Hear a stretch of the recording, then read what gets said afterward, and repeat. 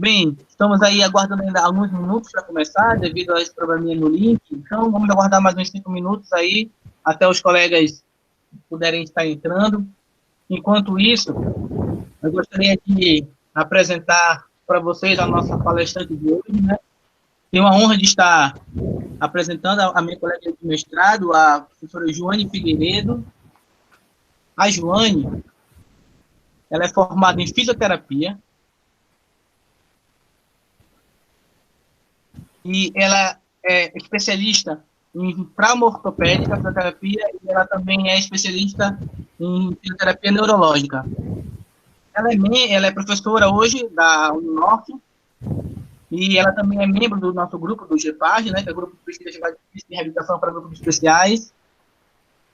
E a Joane hoje vai dar esse destaque aí, vai estar falando conosco, trazendo esse tema aí muito interessante sobre incontinência. Eu quero primeiramente agradecer, né, a todos que vieram, poder estar aqui.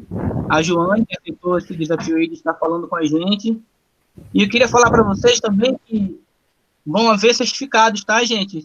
Certificados, eles são com 2 horas, 2 horas complementares dos certificados.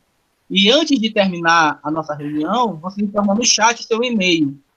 Então, você coloca o seu e-mail direitinho, com o seu nome do lado, para que a gente possa estar fazendo os seus certificados ao final da reunião. Gostaria de reiterar aqui e pedir para os colegas que deixem as câmeras desligadas e os microfones desligados. E um pouco antes de terminar a reunião, eu irei abrir para perguntas. Joane, fique à vontade. Obrigada, professor Luísio. Bom dia a todos. Obrigada pela participação. Obrigada, professor Everton, pelo privilégio em participar dessa equipe. Eu me chamo Joane Figueiredo, sou fisioterapeuta e mestranda em Ciências da Saúde. E o tema de hoje, ele retrata uma análise sobre a relação entre a incontinência urinária e a perda da função locomotora. O que nós trazemos como introdução? Primeiramente, entender o que significa a incontinência urinária. Então, a gente sabe que a incontinência urinária, ela corresponde a qualquer perda involuntária de urina.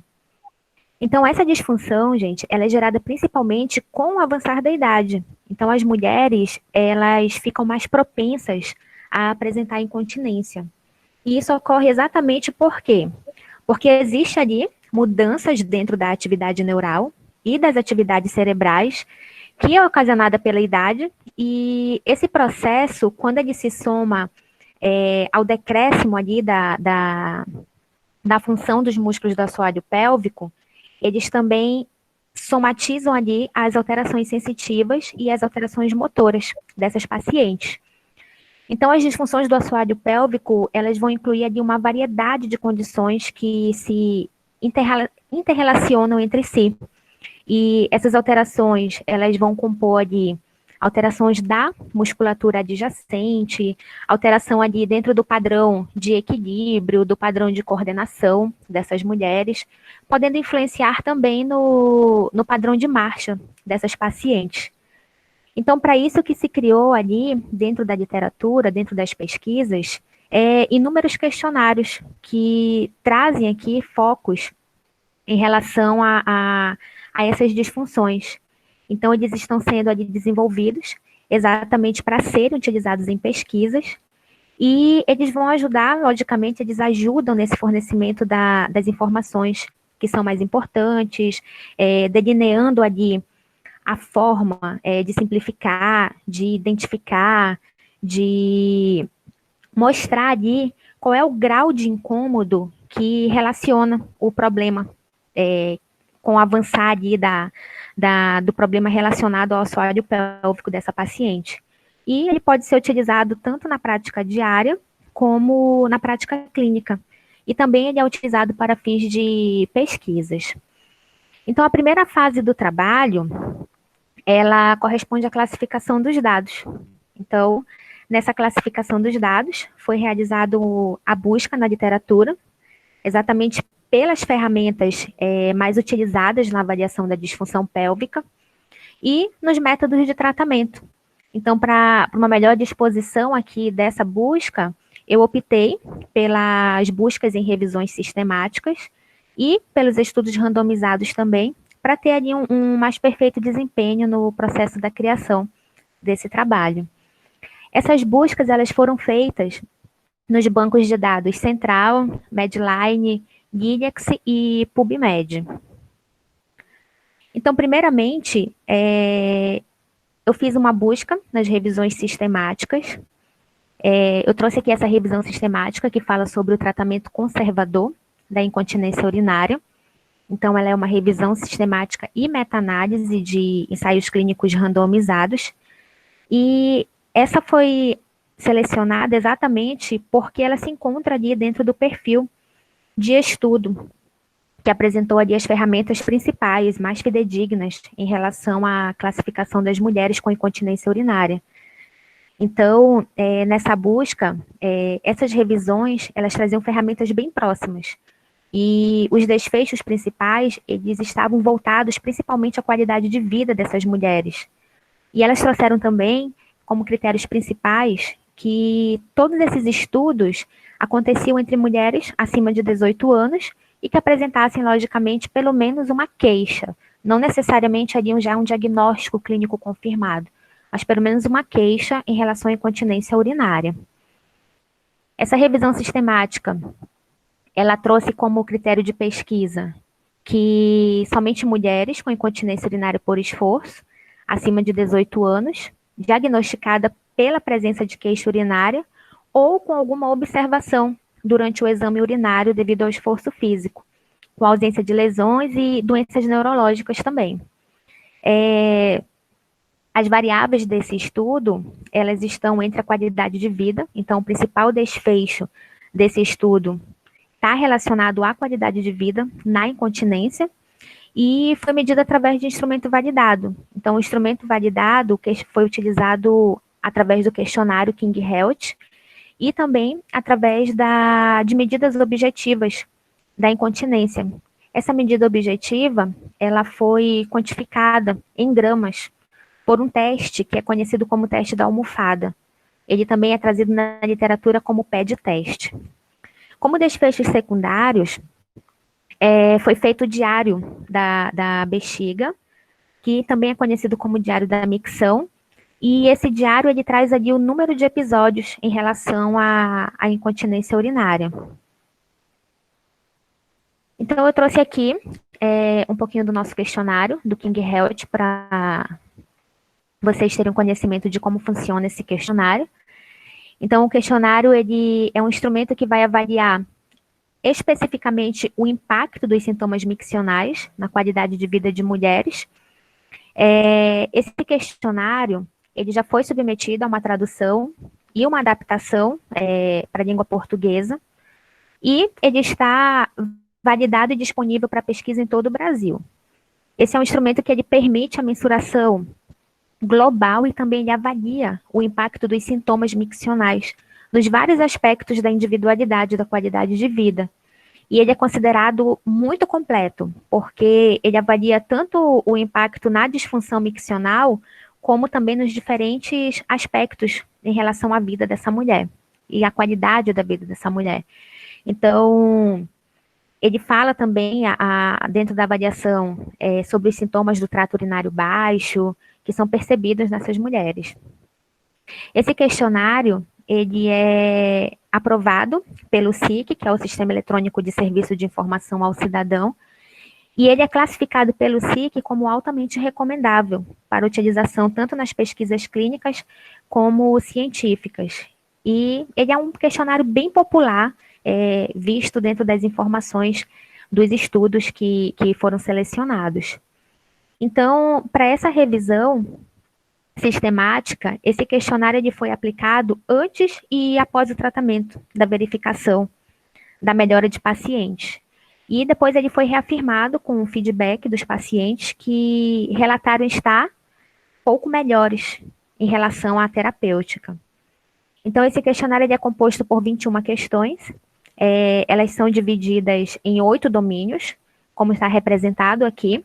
Esses domínios, eles compõem as limitações das atividades diárias, o impacto da incontinência urinária, a percepção geral de saúde, o relacionamento pessoal, as limitações sociais e as limitações físicas, as emoções, sono e disposição. Então, os scores desse questionário, eles vão de 0 a 100, e quanto maior a pontuação obtida, pior é a qualidade de vida relacionada ao domínio desse questionário. Então, esse aqui é o questionário já traduzido na língua portuguesa. Então, as primeiras duas questões desse questionário, elas são escalas independentes.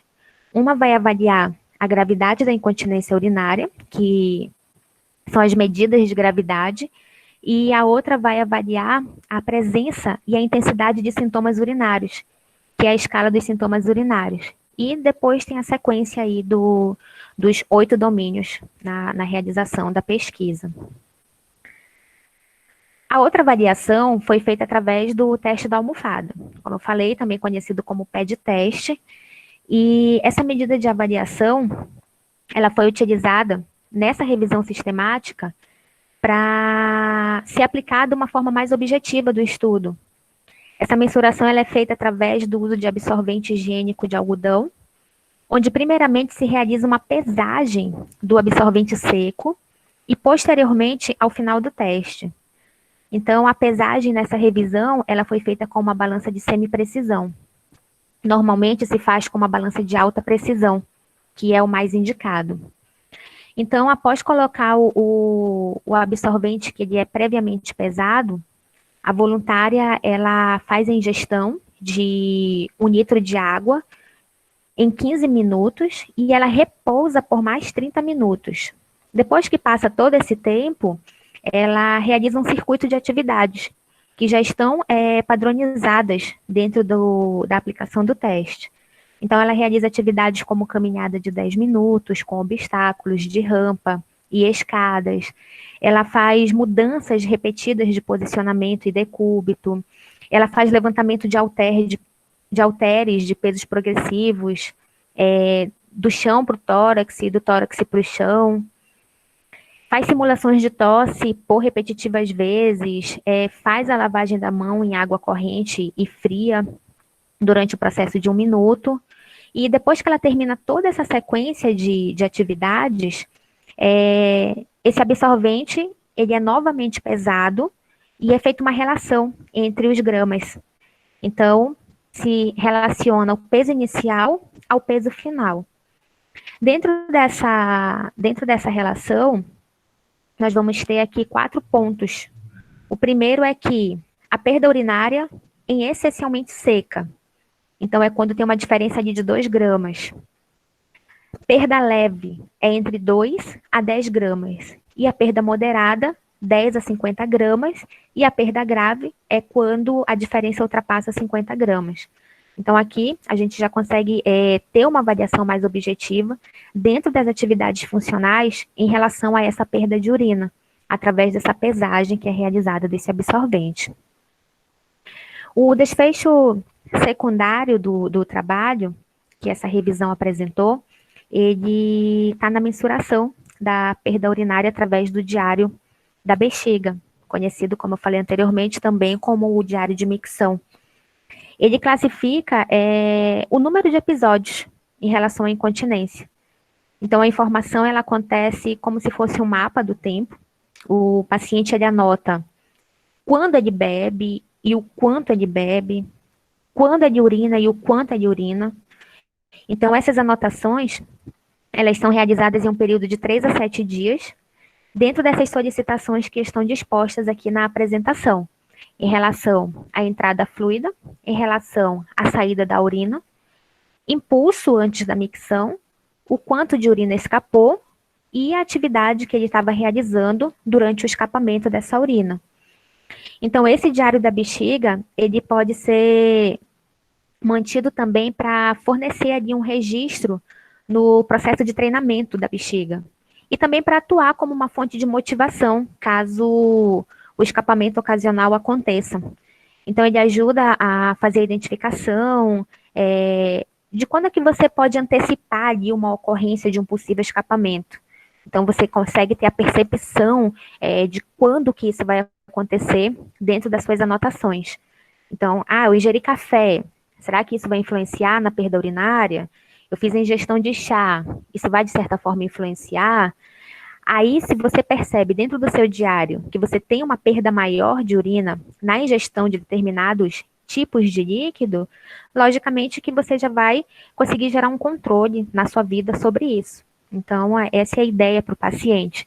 Ele saber que antes de sair, ele não vai poder ingerir essas bebidas, ele saber que antes de dormir também não vai ser aconselhável ele ingerir essas bebidas, enfim. O paciente ele faz ali a anotação das suas micções, dos seus sintomas, quais situações que ocorreram a perda urinária, e isso vai ajudar, logicamente, o avaliador a fazer ali uma qualificação e uma quantificação da intensidade em relação à frequência desses sintomas. Aqui é o protocolo experimentado e os resultados. Então, referente a esse protocolo e esses resultados, o estudo demonstrou a aplicação do treinamento muscular do assoalho pélvico associado a outros treinamentos e outros posicionamentos corporais, como posição em supino e em pé. Então, nesse primeiro estudo aqui, ele associou o treinamento da musculatura do assoalho pélvico com uma posição de supino e em pé, versus a posição somente em supino, e não trouxe ali nenhuma diferença significativa. No segundo estudo, ele utilizou ali o treinamento individual e em grupo. Então, ele treinou apenas uma pessoa e depois ele treinou um grupo de pessoas. Então, dentro desse estudo, ele percebeu também que tanto faz treinar uma ou um grupo, também não tem diferenças significativas nos resultados. Aqui nesse terceiro estudo, foi realizado ali um treinamento em casa e um treinamento acompanhado de um profissional, que no caso aqui é o fisioterapeuta. Para esse treinamento, ele mostrou efeitos mais positivos no treinamento com o fisioterapeuta, em relação ao treinamento em casa. Então, aqui a gente já traz uma diferença entre as formas de aplicação. Aqui no outro estudo, no quarto estudo, ele fez o treinamento da musculatura do assoalho pélvico com uma pré-contração e sem uma pré-contração. Então, ele utilizou uma manobra de pré-contração antes de fazer o treinamento da musculatura, e alguns grupos não fizeram essa pré-contração da musculatura perineal. E também nesse estudo, em relação ao teste de almofada, não houve ali nenhum tipo de diferença significativa. E o nosso quinto estudo, ele trouxe sobre o treinamento da bexiga, mais o treinamento da musculatura do assoalho pélvico. E, isoladamente, o treinamento da bexiga. Então, ele percebeu nesse estudo que a associação do treinamento da bexiga ao treinamento do assoalho pélvico, ele trouxe ali melhores resultados. Então, dentro dessas análises feitas nessas revisões sistemáticas, a gente trouxe aqui essa alocação de resultados. Então, para o melhor entendimento da aplicação desses questionários, da aplicação dessa terapêutica, eu fui em busca também a uma outra forma de estudo. Então, eu já fiz ali um estudo de revisão sistemática, aí eu fiz também um estudo eu fiz ali uma avaliação dos estudos randomizados. Então, esses estudos randomizados para trazer ali a inovação, né, para trazer a observação mais atual. Então, dentro desses estudos randomizados, foi selecionado esse estudo que fala da qualidade de vida em mulheres com estresse urinário no estágio 1 da incontinência urinária, após a avaliação do tratamento conservador. Então, o objetivo desse estudo foi exatamente comparar a qualidade de vida em pacientes com incontinência urinária de esforço, no estágio 1, após a aplicação de um treinamento de 3 meses da musculatura do assoalho pélvico, com uma tensão concomitante à musculatura sinérgica ou sem a utilização dessa tensão. Então, foi verificado qual desses 2 regimes é mais eficiente na melhoria da qualidade de vida do paciente e se eles constituem ali uma abordagem fisioterapêutica padrão para atuar com essas mulheres com incontinência urinária por esforço, em estágio 1. Esse estudo ele trouxe como critérios de pesquisa mulheres com idade entre 45 e 60 anos, apresentando incontinência urinária de estágio 1. Então, os pacientes elegíveis para o estudo, eles estão dentro dessa característica, e logicamente que essas mulheres, elas também foram confirmadas com incontinência urinária por esforço através de exame clínico, e elas deram ali o consentimento informado por escrito para a participação desse estudo. Então, para avaliar a eficácia do tratamento, os pacientes eles foram separados em 2 grupos, o grupo A e o grupo B. Ambos os grupos tinham um número amostral de 75 pessoas. E eles usaram ali uma simples randomização para fazer a alocação desses grupos através de envelopes selados. Para que eles fizessem ali o estudo da qualidade de vida na incontinência, foi aplicado outro tipo de escala. A gente viu ali no primeiro estudo a King Health. Nesse estudo, eles utilizaram a ICSIC Lotus. Então, essa aplicação desse ICSIC Lotus, eles fizeram antes e após o tratamento, antes e após as técnicas que eles utilizaram. E, posteriormente, depois que eles fizeram ali a colocação dessa escala padronizada, eles pegaram o regime de treinamento do grupo A e atribuíram ali o grupo para realizar aquele treinamento, e pegaram o regime de treinamento B e atribuíram ao grupo B. Então, ambos os grupos, eles receberam terapia também através de estrogênio vaginal por um período de 3 meses. Então, durante o processo em que eles estavam realizando o treinamento, eles estavam também ali recebendo um tratamento conservador, associado ao treinamento físico para a melhora dessa incontinência. Esse aqui é o questionário sociodemográfico. Ele foi criado pelos autores para coletar ali as características dos sujeitos do estudo. Foi utilizado como item aqui idade, índice de massa corporal, relação com tabagismo, fatores de risco, todos aqui representados dentro dessa nossa tabela. Aqui é um pouquinho do nosso questionário para entendimento, do ICSIC Lotus Score. Então, esse questionário, ele é um questionário validado, ele tem ali uma potente avaliação psicológica desses pacientes, ele é preenchido pelo paciente e ele avalia ali a qualidade de vida nesses pacientes com incontinência urinária, e eles são utilizados tanto nas pesquisas como em práticas clínicas. E ele é um questionário conhecido mundialmente. Ele fornece uma medida para avaliar o impacto da incontinência urinária nas limitações em geral, nas limitações físicas, nas alterações mentais, nas relações interpessoais e na própria vida cotidiana dessas mulheres. E ele traz ali também uma referência particular aos efeitos sociais dessas pacientes. Então, ele é uma ferramenta de pesquisa ideal. Por quê? Porque ela explora ali de uma forma detalhada todos os limites do paciente em relação à incontinência, e ele pode ser usado também como uma medida de resultado para avaliar o momento das diferentes modalidades do tratamento. Esse questionário ele é composto por 20 perguntas, e essas perguntas, elas são divididas em uma escala de 4 itens, e elas vão corresponder aos itens. O primeiro item é nem um pouco, o segundo item é ligeiramente, o terceiro item moderadamente, e o quarto item, muito. Então, a pontuação global, ela vai variar entre 20 e 79 pontos, e quanto maior a pontuação global, pior a qualidade de vida do sujeito em estudo. Então, em relação aos resultados, ele se assemelha ali ao primeiro questionário, ao King Health, tanto que a soma dos resultados do questionário ICSIC, COL, ela é uma soma baseada no questionário King Health, para ter ali o gráfico dos resultados. Então, aqui é uma representação da primeira parte desse nosso questionário. Apenas para vocês terem aqui um breve conhecimento, ele é um questionário muito extenso, ele tem de 6 páginas. Então, quem tiver interesse depois, eu vou deixar disponível meu e-mail para que eu possa enviá-lo.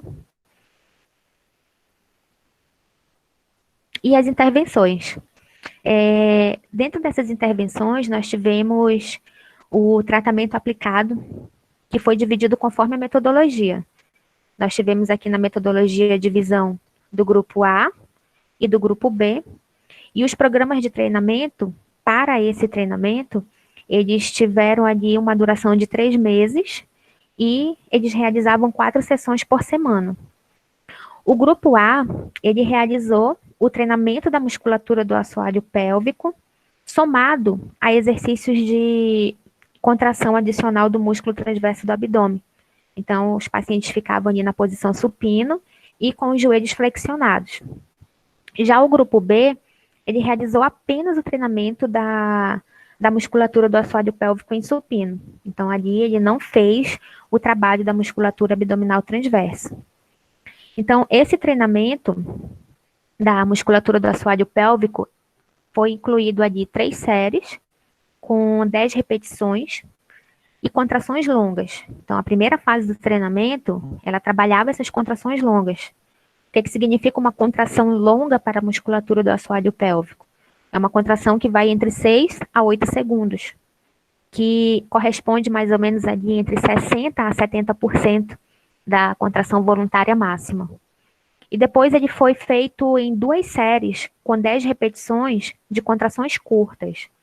As contrações curtas se baseiam entre 1 a 2 segundos de contração. E isso corresponde entre 30% a 60% da contração voluntária máxima. Então, essas tensões, elas foram todas correlacionadas ali com o trabalho respiratório desses pacientes. Os resultados desse estudo randomizado, eles trazem esses parâmetros de observação. Então, com relação à avaliação da qualidade de vida, foi reaplicado ali o questionário ISIC-LOT Score em ambos os grupos, e após esse tratamento, foi mostrado que houve ali uma melhora significativa na maioria dos domínios, sendo que a evolução mais evidente foi observada aqui no grupo A, o que significa que a ginástica, de acordo com o plano A, ela provou ser mais eficiente que no plano B. Então, o único parâmetro que foi realizado e que não mudou significativamente a resposta do treinamento foram as limitações em relações interpessoais, ali da variável Q5. Então, como resposta a esse estudo, se chegou a uma conclusão de que tanto o treinamento com a musculatura do assoalho pélvico, de forma isolada, como de forma associada a exercícios da musculatura abdominal, eles vão contribuir ali para uma melhora da qualidade de vida dessas mulheres.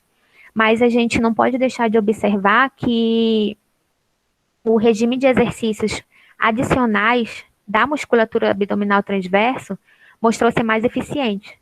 Então, isso nos conclui que, logicamente, que a gente deve levar isso em consideração como uma forma primária, né, de intervenção em outros estudos futuros.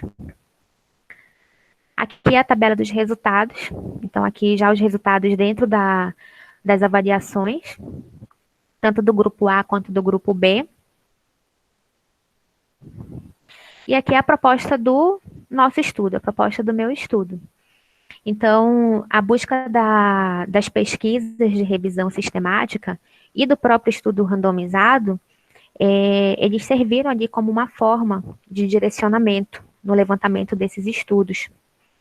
Então, eu tive ali, junto ao levantamento desses estudos, um propósito viés para selecionar tanto os protocolos como os instrumentos a serem utilizados. Então, a revisão sistemática, ela me trouxe ali um norte, né, em relação aos níveis de evidência retirado dos artigos. Nessa revisão sistemática, eu já tive ali a oportunidade de excluir todos os trabalhos com estudo pré-experimentais, que a gente só tem ali observação de pré e pós, sem ter um grupo controle. Foi retirado também os estudos corrente com um único grupo, ou seja, foi feita ali uma redução desses trabalhos selecionados exatamente para ajudar a decidir qual protocolo utilizar. E se o protocolo pensado no início, ele está sendo cabível para execução, e se ele trará também desfecho diferente, né? Se existe ali uma viabilidade de fazer o que é diferente com coerência. Tipo, o que a gente vai trazer de novo? Então, de que forma a gente pode contribuir com a população? Então, essas revisões, elas serviram para pegar a ideia principal e destacar o diferencial, que no caso do meu projeto, está relacionado ali à atribuição da avaliação do equilíbrio corporal na melhora da incontinência urinária.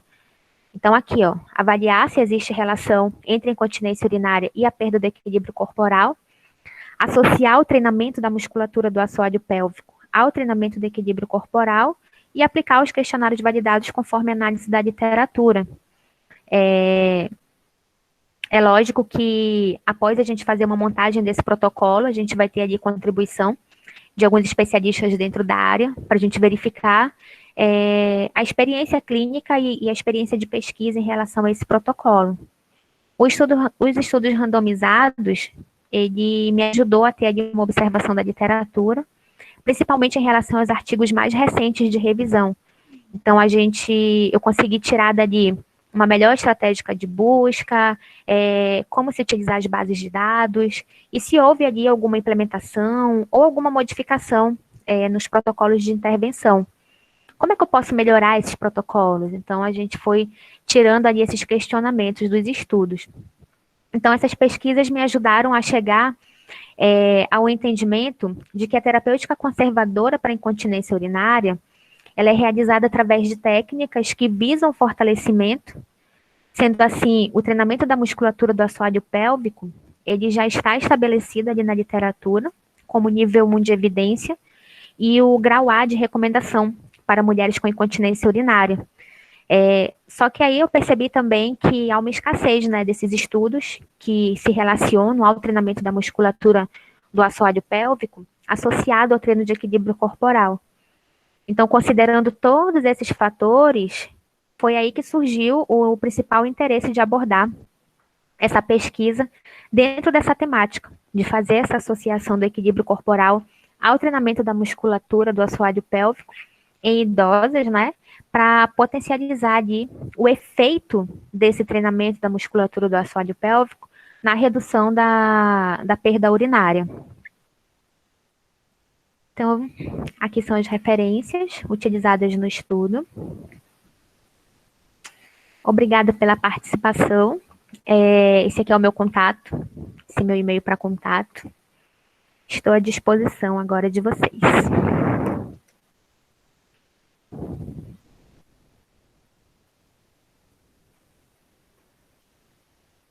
Bem, muito obrigado aí, Joane, pela excelente explicação, participação. Agora eu gostaria de abrir aos colegas aí que estavam presentes, que puderem fazer perguntas aí. Agora aí temos aí alguns minutinhos aí para algumas perguntas.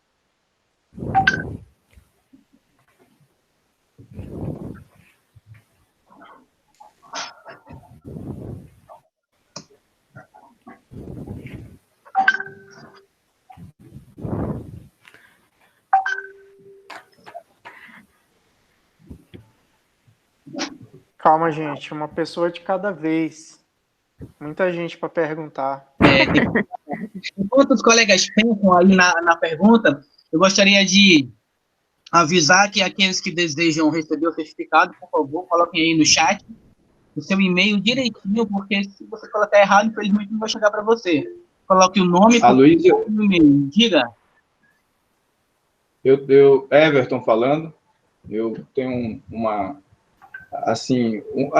um posicionamento, na verdade, né, quando a gente, primeiro, para parabenizar a Joane aí pela essa excelente exposição.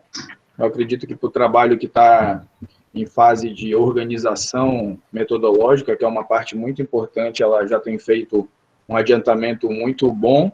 A Joane oficialmente inicia com a gente agora em agosto no programa, já está aprovada, então já é aluna do programa, mas ainda está com a matrícula num processo ainda de institucionalização. Mas a gente já está bem adiantado, ela tem uma problemática muito interessante, porque é uma questão muito comum, e a Joane coloca aí um ponto bem importante, e aí é nessa linha que eu quero fazer uma pergunta a ela.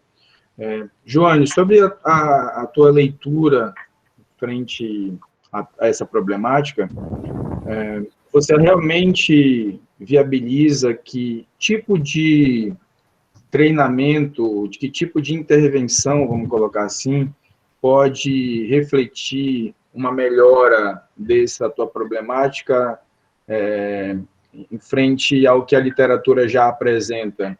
Você falou há uma visão que há evidências de nível 1 e de nível A, né? E é uma coisa que até situações que a gente vai discutir mais à frente no grupo, que eu tenho certeza que todo mundo ficou perguntando o que é evidência de nível 1 e de nível A, enfim, mas em algumas intervenções, mas nenhuma que relacionou essa questão do equilíbrio com a intervenção direta na musculatura do assoalho pélvico, que tem total relação. Mas como é que você pensa que esse tipo de intervenção pode ser proposta pelo trabalho para que a gente possa realmente ter uma modificação nessa questão do controle da incontinência urinária e da melhora da capacidade locomotora das pessoas que vão sofrer essa intervenção? Obrigada pela pergunta, professor. Assim, quando foi realizado a busca desses artigos, o que eu percebi primariamente? Que muitos dos artigos, muitos dos estudos, eles trazem o treinamento da musculatura do assoalho pélvico de forma isolada, já trazendo ali uma melhora na apresentação da qualidade de vida dessas pacientes. Outros estudos, eles trazem a associação desse treinamento em relação à contração das musculaturas adjacentes, só que nenhum estudo dentro da pesquisa correlacionou isso em relação ao equilíbrio corporal. Mas o que a gente observa, pensando ali na anatomia? Que todas as musculaturas de estabilidade corporal, principalmente as musculaturas abdominais, elas refletem, de certa forma, nessa musculatura do assoalho pélvico. Isso significa que, se eu tenho uma musculatura de estabilização refletindo na musculatura do assoalho pélvico, logicamente que se eu perco a estabilidade postural, eu perco o equilíbrio. Mas eu não senti ainda a curiosidade dos autores em fazer essa associação, só de levar mesmo em relação aos músculos de estabilização. Aí eu tive essa curiosidade. Então, de que forma esse equilíbrio vai atrapalhar a locomoção desse paciente? Então, de que forma que a marcha também, ela gera um potencial de influência em relação a esse equilíbrio? Pensando assim, o meu paciente, ele está ali na casa dele, por exemplo, assistindo televisão. Aí ele sente a necessidade de urinar, a incontinência urinária por urgência, por exemplo. Esse meu paciente, ele vai precisar fazer um deslocamento entre o ambiente que ele está até o banheiro. Então, o problema principal, ele se encontra nesse deslocamento. Qual é a capacidade do meu paciente em segurar a sua urina entre a sala e o banheiro? Então, para isso, eu vou ter um fator de locomoção. Para isso, eu vou ter um fator marcha ali sendo influenciado. Mas como que o meu equilíbrio corporal, como que o equilíbrio corporal do meu paciente, ele vai influenciar nessa marcha até o meu paciente chegar ao banheiro, para que ele consiga ali fazer as suas necessidades no banheiro, e não antes de chegar nesse período. Então, é como se fosse um processo de treinamento para ele ter ali uma aceleração e uma melhor resposta dessa locomoção dentro do seu ambiente físico. Respondeu, professor? Perfeito, perfeito. Na verdade, a gente tem uma problemática ainda a discutir, mas eu acredito que é nesse caminho mesmo. Muito obrigado pela resposta. Por nada, professor. Olá, Joane, bom dia, tudo bem? Aqui é o professor Oi, Wagner. bom dia. Oi, professor. A gente agradece aí sua participação, sua disponibilidade. Eu só vou fazer um adendo aqui para o pessoal que está solicitando o certificado. A gente precisa do nome completo de vocês. Tudo bem? Eu estou vendo algumas pessoas aí colocando apenas o e-mail. Tudo bem? Senão a gente não vai conseguir emitir o certificado. Mas, voltando aqui à questão da sua apresentação, Joane, ela é muito interessante, certo? Obrigada. Mas aí, quando você começou, eu fiquei tentando entender, aí o Everton explanou aí agora e eu consegui entender mais ou menos. Então, isso daí é o seu projeto, basicamente, né? O seu Na verdade, pré-projeto, né? isso, é uma busca. O que você entrou no processo de seleção, certo? Exatamente. Beleza. Então, mas aí deu mais ou menos o caminho para onde você quer seguir, certo? E aí, no seu exemplo aí que você deu para o Everton, um exemplo prático, eu consegui compreender melhor qual é a sua preocupação, entendeu? Só que, assim, eu acho que o seu desfecho primário, estou tomando como base o exemplo que você colocou, certo? Que é o paciente, ele sentia vontade de urinar e o tempo que entre ele levantar do sofá e chegar no banheiro e segurar, né? Então, eu acho, assim, que a locomoção, nesse caso, ela não é o principal ponto-chave do seu estudo. O ponto-chave do seu estudo é a questão, que eu já não lembro o nome aqui, que não é incontinência, mas sim o fato dele segurar, né? E aí você apresentou muito bem lá no seu método, aquele procedimento lá em relação ao tempo, né? Então, o tempo que o paciente tem de segurar. Então, assim, eu vejo que a sua variável independente, né, aquilo que o pesquisador ele quer manipular é a sua intervenção, né? Então, a sua intervenção ela vai ter lá o sistema de treino com contração, né, dos transversos, se não me engano, e vai ter um grupo que vai fazer o treino sem a contração do transverso. É isso, né? Foi um dos estudos vistos lá. Uma das ideias. Foi uma das ideias, tá. Uma das ideias suas, né? Então, acho que o seu objetivo principal é esse tempo que o paciente tem que segurar. E aí, se você quer ver a locomoção, né? A locomoção, eu acho que ele deveria entrar como um desfecho secundário. Eu não acho que possivelmente a locomoção influencia, talvez aí com variável de ajuste, talvez, né? Mas acho que o seu principal objetivo é você fazer com que esse paciente melhore esse tempo de segurar o xixi para que ele saia do sofá e vá lá ao banheiro. Ao banheiro. Uhum. Certo? Então, acho que essa é a sua variável primária, é a sua primária. E aí, obviamente, né, dentro de um projeto, a gente coleta várias coisas, né? Às vezes, dependendo ali, dentro do projeto, ele sai 2 iniciações científicas, mais não sei quanto TCC, às vezes até 2 mestrados, enfim. Não dá ideia, professor. E aí, né, porque isso daí é uma área que é bem minha praia, é uma praia que eu gosto muito. Ai, que bom. Não sou fisioterapeuta, tá? Não sou da educação física, mas é bem... E aí eu acho que o seu objetivo principal é isso. Então, a locomoção, se você for utilizar ela, né, eu acho que deveria entrar como um desfecho secundário, uma variável de controle, e o seu desfecho principal a sua variável principal é o treino e o tempo que o paciente tem para segurar o xixi. Eu acho que pelo que você me apresentou aí, eu acho que é isso. Acho que isso daí você resolve clinicamente muito a vida do paciente, principalmente porque isso daí reduz a qualidade de vida dele, que foi um dos dados que você apresentou, né?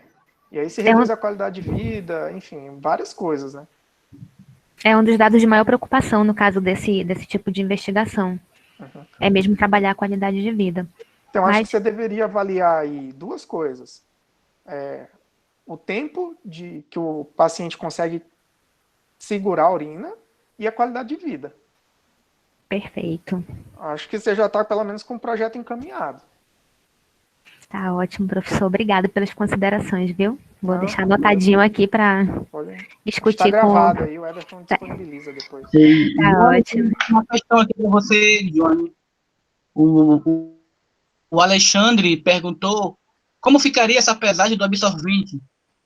E o xixi é o xixi? Ele está perguntando aqui. Exatamente, Alexandre. Primeiramente, a pesagem é feita com absorvente seco, que é para você tirar ali os gramas do próprio absorvente. Depois é realizado as condutas, faz a ingestão de água ali no processo de 15 minutos, espera mais 30 minutos, executa ali algumas atividades funcionais. Essas atividades funcionais, elas ficam a critério do pesquisador, o que esse paciente vai realizar. Depois que ele faz essas atividades funcionais, é pesado novamente, para saber se houve ou não ali uma perda urinária significativa em relação àquele esforço lá que ele fez. Aí ele vai classificar ali as perdas em relação à quantidade de gramas. Aí ele vai considerar que quando o absorvente ele fica bem sequinho, que não tem ali uma perda que eu possa levar como um fator de incontinência, ele fica com até 2 gramas e assim sucessivamente. Ele vai classificando as perdas leves, moderadas e graves, que vai de 2 a 10 gramas, de 10 a 50 e acima de 50 gramas. Ele completou aqui a pergunta, perguntando se a quantidade ela é em ml, exato ou aleatória, mas você acabou de dizer que ela é em gramas, né? Ela é em gramas, ela é feita numa balança de alta precisão. No caso desse estudo, ela foi feita numa balança de média precisão. Mas o ideal é que seja uma balança boa mesmo, para fazer uma medida mais correta. Tem mais uma pergunta aqui da Josefina, tá dando boa tarde. Ela gostaria de saber se esse fator de estresse, se o fator de estresse influencia na incontinência urinária. Por exemplo, uma mulher em faixa de 20 anos de idade. Nesse caso, já volta o que a gente relaciona em relação à qualidade de vida, né? Então, o estresse, em outros estudos, que ele não cabe necessariamente ao nosso estudo como um critério de pesquisa, mas em outros estudos já realizados e já lidos, o estresse sim é um dos fatores que gera predisposição a essa incontinência. Principalmente quando a gente retrata a incontinência por urgência, não necessariamente na incontinência de esforço. Porque a incontinência por urgência, ela envolve principalmente fatores psicológicos. Então, a mulher ou o homem, tanto faz, não é uma patologia feminina, ela atinge também o sexo masculino. Então, nesse caso, os fatores psicológicos no estresse do dia a dia, na ansiedade, está totalmente relacionado à forma de informação miccional que vai ser gerada aí nessa bexiga. Só que esse estresse, ele vai influenciar não a musculatura perineal, mas ele vai influenciar a musculatura do detrusor da bexiga. Então, ele vai estar relacionado mais às informações neurais do cérebro para as informações de micção do que da própria capacidade de segurar a urina. Mas sim, tem influência sim. E, Johnny, temos mais algumas perguntas aqui do professor Wagner, da Merliane, e também seria minha, né? A Merliane, ela está perguntando se esse teu estudo é somente para o sexo feminino. O meu estudo, sim, ele tá relacionado, a ideia principal é que seja com mulheres idosas, a partir de 65 anos, isso é uma ideia ainda, tá, gente? Não tem nada já aceito.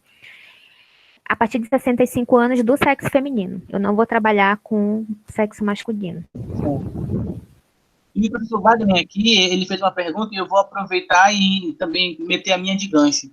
Ele está perguntando por que verificar o efeito do treino na incontinência em mulheres, por que não em homens? Então, ele perguntou por que não em homens e, assim, nos homens, esse assoalho pélvico, ele tem relação mais direta ou tem outros problemas relacionados também? As mulheres, elas têm um fator de predisposição um pouco maior, professor.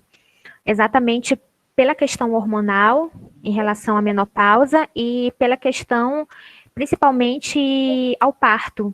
Então, a predisposição, uma mulher que já teve ali filhos de parto normal, ela acaba tendo maior relação com essa patologia, assim como quando entra ali na menopausa. Diferente dos homens, que não tem, assim, tanta influência das alterações hormonais no corpo. Mas é como eu já falei anteriormente, não que homens não apresentem incontinência, pelo contrário, apresentam sim. Mas aí eu estou levando em consideração a predisposição. E ele pediu aqui para você não esquecer de justificar isso no projeto. Ah, perfeito. Obrigada, professor. A banca vai perguntar, com certeza. Ah, tá ótimo, professor. A gente já tá falando em banca, né? Tô ficando mais nervosa. Eu penso sempre no futuro. Eu ainda não falei ainda do paper ainda, entendeu? Ai, meu Deus. Mas tá ótimo. Aqui também, acrescentando um comentário a essa pergunta, ela disse que ano passado aplicou uma intervenção com o método Pilates solo em mulheres que sobreviveram ao câncer de mama. E uma delas relatou que tinha incontinência urinária e após algumas semanas parou de ter perdas de urina. Sim, essa informação, ela agrega também os estudos. Tem muitos estudos bons realizados com Pilates, que somado à contração isométrica das musculaturas adjacentes dentro do treinamento da musculatura do assoalho pélvico, ajuda bastante também a recuperação dessas mulheres. Mas eu descartei do meu estudo porque ele não está ali como o meu desfecho, como foco principal do que eu pretendo trabalhar com essas pacientes.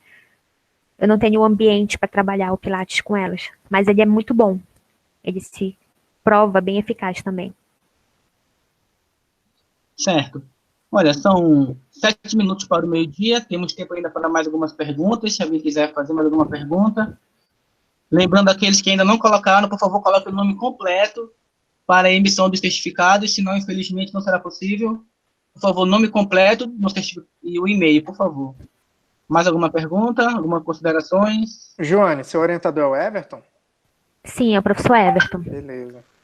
Eu já deixo o aviso aí que estou à disposição, e se quiser discutir. Eu acho que vai dar uma discussão boa para deixar redondo o projeto.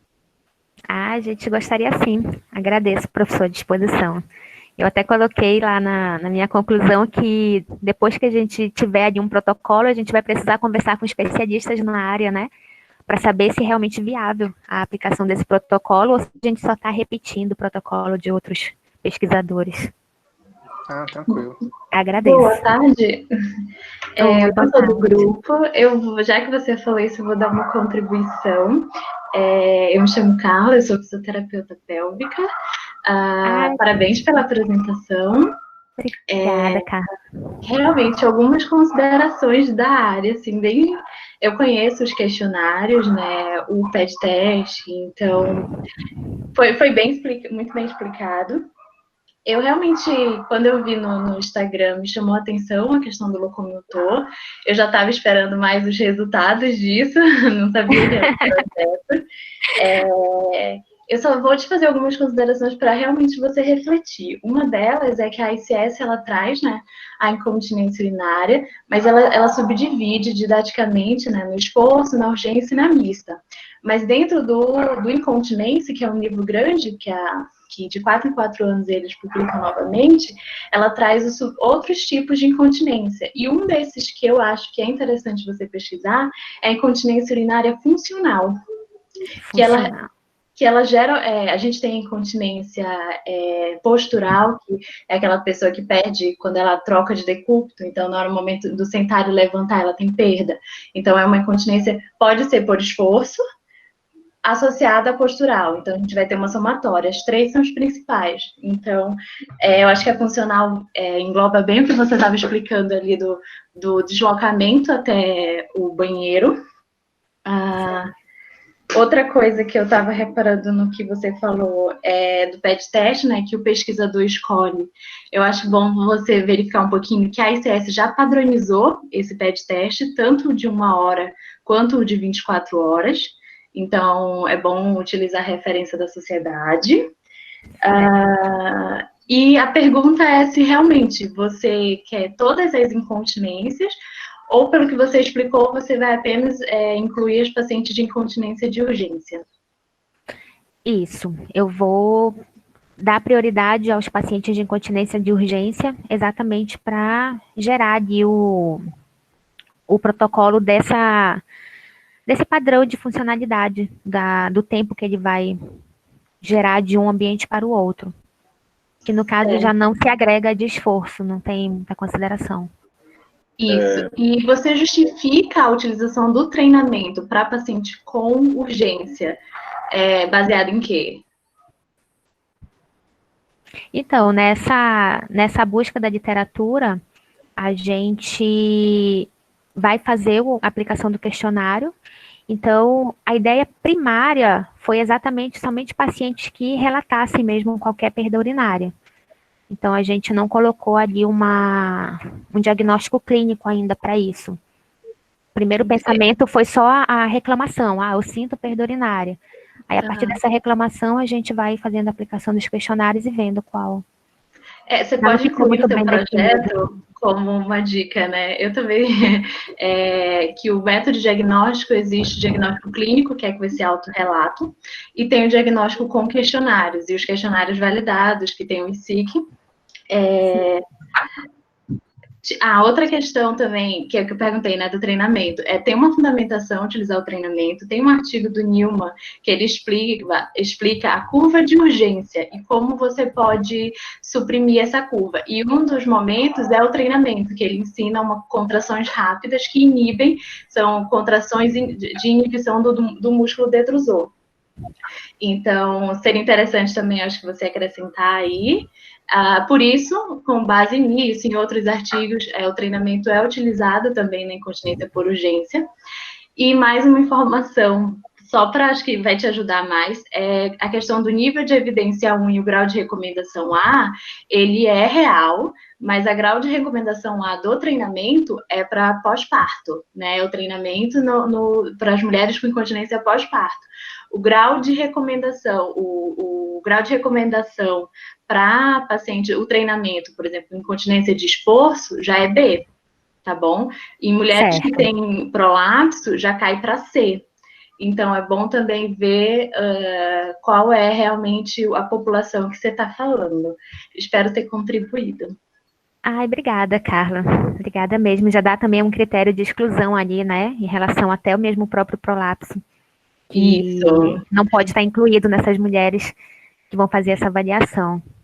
Se for idosa, você vai perder muita amostra excluindo. É bom você colocar um nível de prolapso. Então, por exemplo, até estágio 2, acredito que... É aceitável, né? É aceitável. Certo. Deixa eu anotar. Tá tudo anotadinho, Carla. Muito obrigada. Que isso. Só uma coisinha também, questão do termo disfunção miccional. A disfunção miccional engloba o armazenamento e o esvaziamento. Quando a gente fala de incontinência, a incontinência é do armazenamento. Então, no momento que a bexiga ainda está enchendo, você perde urina. Então, é melhor usar sempre incontinência no que falar de disfunção miccional. Perfeito. Tá ótimo.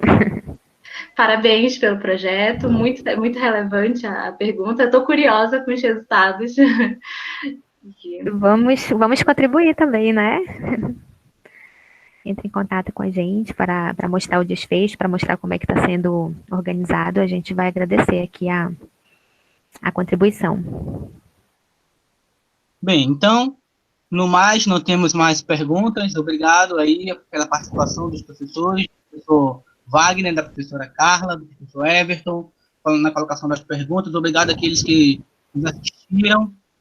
Muito obrigado, Joane, por ter colocado aí o seu projeto aí, de muita relevância aí. E muito obrigado a todos. Lembrando que toda quarta-feira, às 11 horas, nós temos a reunião do grupo do GEPAR. Então, quarta-feira que vem, nós vamos ter outro tema que vamos estar lançando aí nas redes sociais. Fique atento, vá no seu Instagram e procure GEPAR, já siga e acompanhe aí as novidades. Muito obrigado, um bom dia. Obrigada, gente. Obrigada pela participação. Bom dia.